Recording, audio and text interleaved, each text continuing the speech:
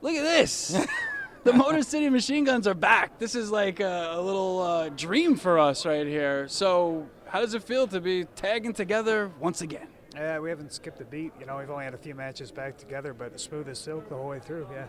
And there's been a crazy road, too. I mean, you guys were together through TNA and all over the road and everything. What's it like being back together in 2016? Yeah, it feels great, and I think, we're both older, we're both more experienced. We've been through ups and downs together a lot, and I think that all that has just created, and forged something a lot tougher and a lot better than it's been in past years. So I think we're ready to move forward and keep things going. Enjoy your run with the addiction, Chris? Yeah, it was fun while it lasted, but of course when my friend comes back, who am I going to pick? Christopher Daniels and Kazarian, or my best friend from Detroit, Michigan? Obviously I'm going to go with him, huh? And it's not just about friendship, too. It's about chemistry in the ring. Yeah, absolutely. And I do have a chemistry with those guys, but I've never had a chemistry in the ring like I have with Alex Shelley. Shelley, America or Japan? Where do you enjoy wrestling more? And tell us the differences between both places. I don't think it's fair to pick one over the other. As you mentioned, they're both very different, I definitely learned a lot being in Japan, and we've been going over there for quite a while separately and together, but I started going over there in 2004 or so. I've been going over there for over 10 years, and God, that seems like a really long time. I know, I hate to even kind of say that, but going over there and being part of New Japan as business started to rise and being one of the cogs in that machine, man, I couldn't put a price on that. The things I learned over there, the experiences I had. At the same time, the business in the U.S. has changed very drastically. And to see Ring of Honor assert itself as the dominant second largest promotion in the U.S., I had to be a part of it. There were just so many things I wanted to do here that I could only do here, and there's still a lot left that I have to do. I know you caught that second largest promotion in the U.S. It's a Yes. very important point. That's true. Yeah, that's absolutely true. I don't see, obviously there may be more financial backing in other companies. There may be companies who have more international syndication. I don't know how you would phrase it. I can definitely say with full confidence that Ring of Honor is the second largest promotion and arguably the best. I really don't think you're going to find guys who work harder than you will in the Ring of Honor locker room. And I actually think Chris has something to do with it, because when Chris was with another company, that company was second. And now here with Ring of Honor, it obviously has something to do with you. Yeah, Clearly, it's Sabin, right? Wherever I go, it's just amazing. Wherever I go, it's the number 2 promotion. So hey, I guess I'm just nature's runner-up. Yeah. Buy, sell, right? Yeah, no doubt. So the differences between, say, the Ring of Honor locker room and elsewhere, it seems, I could just see it on your guys' faces, re-injuvenated. Obviously, you guys are pals, so that helps. But at the same time, it's good to work with a good group of guys. Same, different, elsewhere, and, we'll keep it in the States for that question. It's tough to say because TNA definitely had a core group of guys, but everybody kind of grew up together too. And if we were a generation below your CM Punks, your AJ Styles, your Chris Daniels, and the generation below us would have been your Seth Rollins, your Young Bucks. And there's guys even below them starting to come up now too.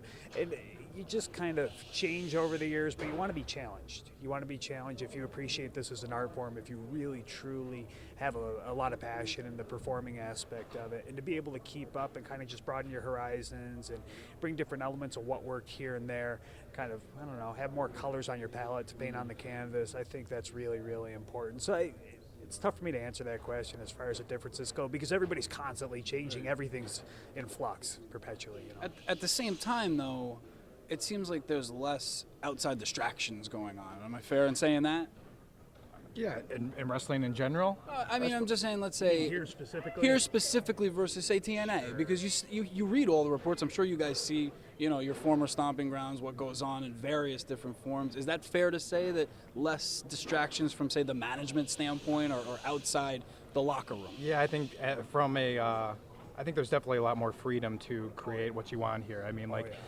We'd be constantly being told what we can't do other places. Well, you can't do this, and you can't do that, and you can't do this. Here, it's like a different tone. It's a lot more positive. They're really open to hearing our ideas and kind of making our ideas work with the storyline that they want to present. So it's a lot nicer. It's a lot more easygoing.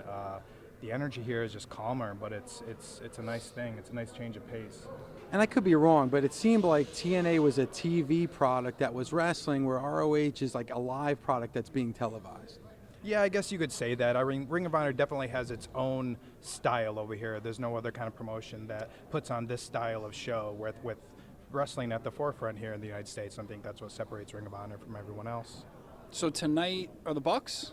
Tonight are the Bucks. That's fun. Yeah, I've been married to these guys for like 7 years now, and they're great every time. You know what? I'm going to go out on a limb and say they're probably the best tag team that I've ever been in the ring with, hands down. And we've been in the ring with a lot of really, really, really good teams. You know, WWE teams, guys in Japan, Mexico. We've been in the ring with a lot of teams over the years, and they're hands down the best. And Chris, your thoughts on the Bucks? You know, I love those guys. I've been married for them that long. You know, we got a divorce for a couple of years there. I hadn't seen them. They went to Japan. Separation, separation. We kept in touch through email and Instagrams and stuff, you know. Split the dog in half. Yeah. Actually, I don't have an Instagram, so it was more just text messages and stuff. But now we're getting back together. We're engaged. We're not married yet, but soon, who knows? After tonight, I might be married to him again. So, last question, at least from me. You never know, mouth over here, I might jump back in. Like a Bobby Roode, you mentioned great tag teams. Beer Money was a great tag team that you guys certainly had a rivalry with. If you're Bobby Roode, if you're another promotion, who do you think should go after a Bobby Roode? I mean, the guy is super talented. Eric Young, super talented. Free agents now.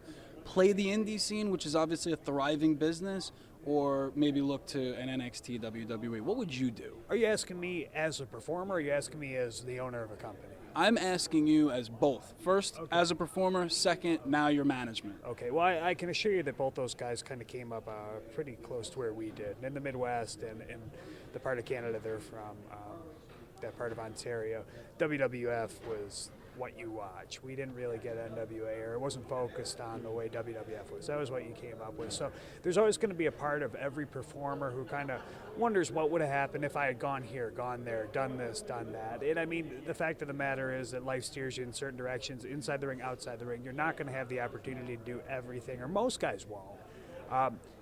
I got to think that those guys would love to go to WWE now, and I think they both be assets to the company. But at the same time, looking at it inversely, as the owner of a company, if I'm looking at my product and I don't have a need for this certain type of performer, if I don't have a need for these guys at this particular moment in time, what's the point in taking them on? So if your product doesn't have to have it at that point, maybe you pass on it, maybe you don't. I can say skill-wise and in terms of paying their dues and being around and just being good human beings are both, top of the list, yeah. And I do have one last question, and it has to circle around this entire weekend, because Doug and I have been talking about it for weeks. It's really a celebration of pro wrestling, just coming into the hotel and just running into the legends and running into all the fans.